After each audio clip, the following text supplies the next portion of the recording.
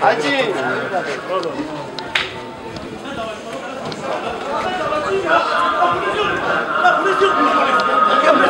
Ben davetçiyim adama. Burada şişmiş. Ben kurtarın için ya. Ya biz şey gelmiş kardeşim. Bir şey gelmemiş. Biz partiyle dolaşıyoruz. Gelsin. Zaten de hava şişe ya. Bir kere de oraya buraya. Ya bir şey dememişsin. Ya tamam dolaşıyorduk ya.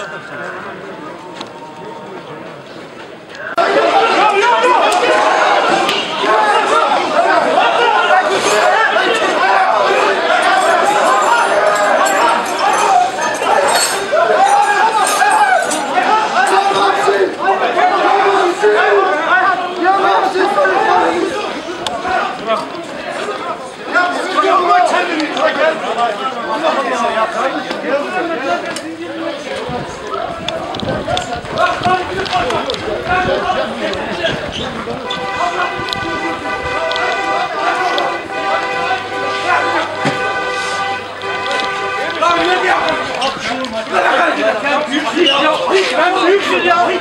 Sen burada yapıyorsun bu işi. Bir büyüklük yap ya. Ayıp ne ya? Sen gelseydin buradan iş götürün yapma.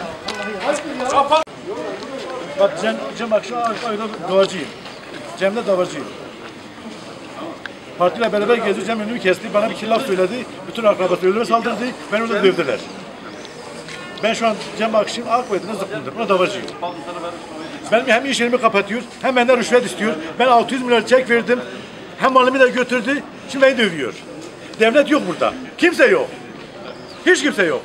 Adam beni cümle beni dövüyor. Bana sahip çıkan yok. Çünkü AK Partilidir. Baskı var abi, baskı. En büyük baskı onda vardır. Cem'de var. Bak şimdi ben başka parti bir şey demiyorum. Cem Afşin Akbay.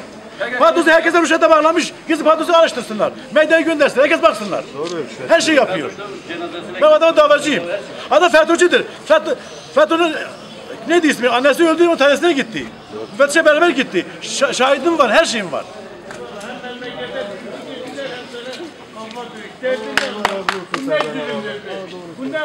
Ne büyüklüğü yapıyor ya?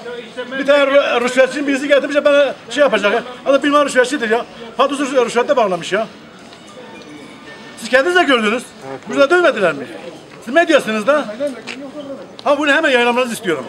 Bunu Sayın Cumhurbaşkanı görmesi istiyorum.